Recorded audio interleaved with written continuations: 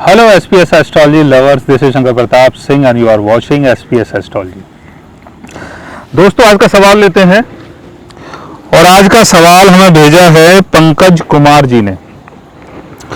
और पंकज जी लिखते हैं, सर जी दुर्घटनाओं के कारक ग्रह कौन से भाव व घर हाउस में है वैदिक ज्योतिष में, और हमें कौन सी संभावना बचाती है दुर्घटनाओं से? समय मिलेगा तो बताइएगा। गुरुजी धन्यवाद, आपसे हमें सीख मिलती है और हम आपके मुख से सुनना चाहते हैं, थैंक यू।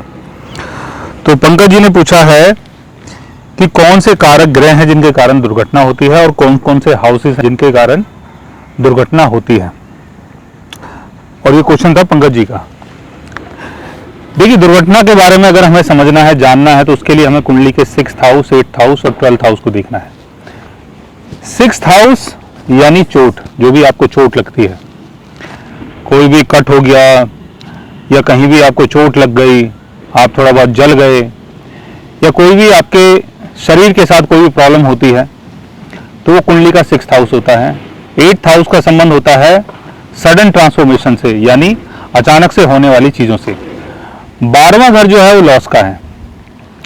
तो दुर्घटना जब होती है तो इन्हीं चीजों का लॉस होता है, यानी या तो किसी को चोट लग जाती है, या सडनली सब कुछ बर्बाद हो जाता है, या जो भी आपके एसेट्स हैं उन सब चीजों का लॉस होता है। तो छठा घर, 8वां घर और 12वां घर। और अगर हमें प्लेनेट को समझना है तो मंगल और शनि, स्पेशली मंगल की प्लेसमेंट अगर 6th हाउस में हो, 8th हाउस में हो, 12th हाउस में हो, तब कई बार दुर्घटना हो सकती है। 4th हाउस में अगर राहु की प्लेसमेंट होती है, 4th हाउस में अगर राहु के साथ मंगल होता है, तब भी दुर्घटना हो सकती है, क्योंकि 4th हाउस का संबंध आपकी गाड़ियों से है। जो भी आपके पास गाड़ियां हैं, चाहे वो मोटरसाइकिल हो, चाहे वो साइकिल हो, चाहे वो कार हो, या कुछ भी हो, उसका संबंध 4th हाउस से है। तो 4th हाउस में अगर मंगल राहु की प्लेसमेंट है, या कई बार 4th हाउस में केतु की प्लेसमेंट से भी दुर्घटना हो जाती है, लेकिन कई बार बचाव हो जाता है अगर 4th हाउस का लॉर्ड ठीक ठाक है तो। और 4th हाउस का लॉर्ड अगर 6th हाउस में हो, 8th हाउस में हो, 12th हाउस में हो, तो दुर्घटना के कारण आपका जो एसेट्स है उसका लॉस होता है। यानी अगर आपके पास गाड़ी है, या आपके पास कोई सामान है जो गाड़ी में रखा हुआ है, या आपका खुद का शरीर, उसका लॉस हो सकता है। और दूसरा, छठे घर में, 8वें घर में या 12वें घर में, छठे घर में, 8वें घर में या 12वें घर में अगर राहु की प्लेसमेंट होती है, तब भी कई बार दुर्घटना हो जाती है। शनि की प्लेसमेंट अगर छठे घर में हो, शनि अपने डैबिलिटेशन में हो या वृश्चिक साइन में हो, शनि की प्लेसमेंट अगर 8वें घर में हो, डैबिलिटेशन में हो, वृश्चिक साइन में हो, 12th हाउस में हो, डैबिलिटेशन में हो, वृश्चिक साइन में हो, तब भी कुंडली में दुर्घटना का योग बनता है। शनि और राहु या शनि और केतु की प्लेसमेंट अगर 6th house, 8th house, 12th house में होती है, या 1st हाउस में होती है, या 4th हाउस में होती है, तब भी दुर्घटना का योग आपके बर्थ चार्ट में बन जाता है।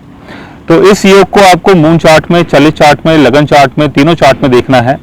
और इससे बचाव कैसे होगा? बचाव के लिए आपको ये देखना है कि अगर केतु की प्लेसमेंट 8th हाउस में है, 8th हाउस का लॉर्ड अगर बेनिफिक साइन में प्लेस्ड है, तो दुर्घटना तो होगी लेकिन आप बच जाएंगे। 1st हाउस का लॉर्ड अगर अपने ओन साइन में है, बेनिफिक हाउस में प्लेस्ड है, एक्सल्टेशन में है, मैलेफिक प्लेनेट से बचा हुआ है, तब भी दुर्घटना होगी, आप बच जाएंगे। 4th हाउस का लॉर्ड अगर ओन साइन में है, अच्छी जगह प्लेस्ड है, फ्रेंडली साइन में है, एक्सल्टेशन में है, और कुंडली के केंद्र भाव में, त्रिकोण भाव में या 11th हाउस में उसकी प्लेसमेंट होती है, तो दुर्घटना तो होगी लेकिन लॉस नहीं होगा। तो आपके बर्थ चार्ट में अगर ऐसा योग कहीं से भी बनता है, और एक बात और, 4th हाउस के ऊपर, 4th हाउस के ऊपर या 4th हाउस के लॉर्ड के ऊपर अगर राहु और केतु का एस्पेक्ट पड़ता है, तब भी कुंडली में दुर्घटना का योग बन जाता है।